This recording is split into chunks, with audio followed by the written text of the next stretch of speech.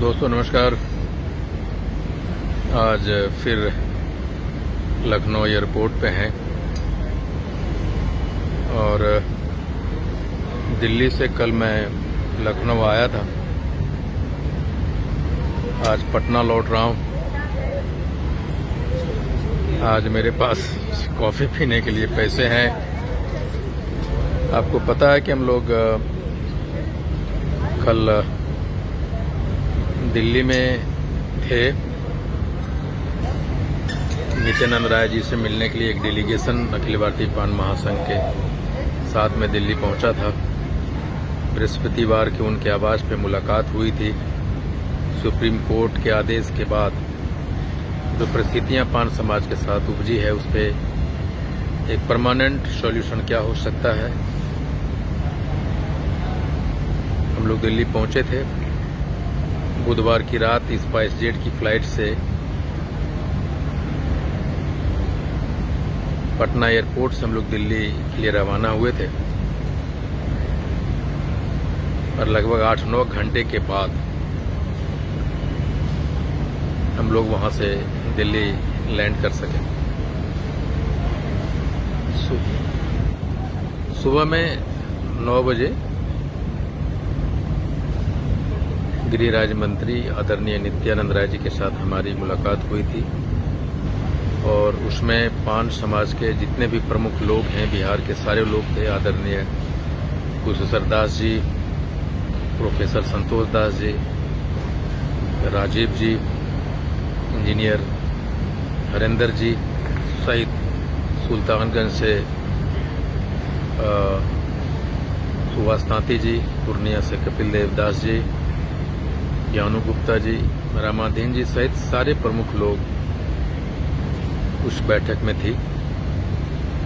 उनसे मुलाकात हुई, सारे तकनीकी पहलू पे माननीय गृह राज्य मंत्री से बात हुई, क्या क्या उसमें ऑप्शन हो सकते हैं। फिर उन्होंने कहा कि सामाजिक सहकारिता मंत्रालय में जाइए, मंत्री जी से मिलिए। उन्होंने फोन कर दिया था। मैं उस मीटिंग में नहीं जा सका था। मैं ध्रुव जाट जी और रामाधीन जी को भेजा था।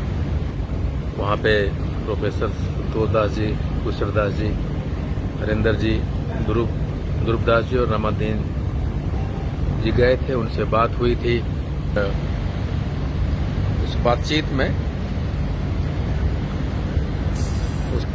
इन्होंने किया, लेकिन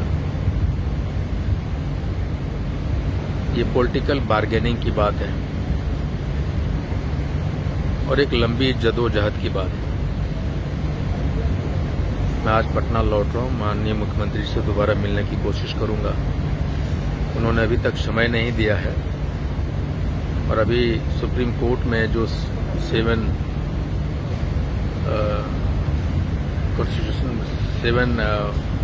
जस्टिस जो कॉन्स्टिट्यूशनल बेंच एक डिसीजन आया है, उसके आलोक में राज्य सरकार को 341 में कुछ अधिकार दिए गए हैं। मुझे ये पता चला है कि सरकार, बिहार सरकार भी ये कॉन्स्टिट्यूशनल बेंच के आदेश के बाद कुछ संभावनाओं को तलाश करने में लगी है।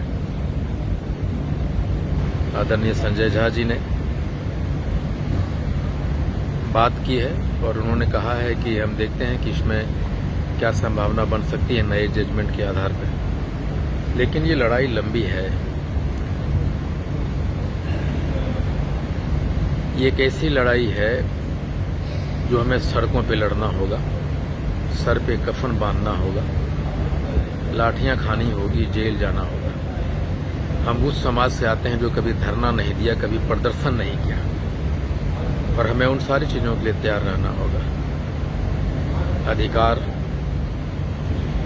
ऐसे नहीं मिलते हैं।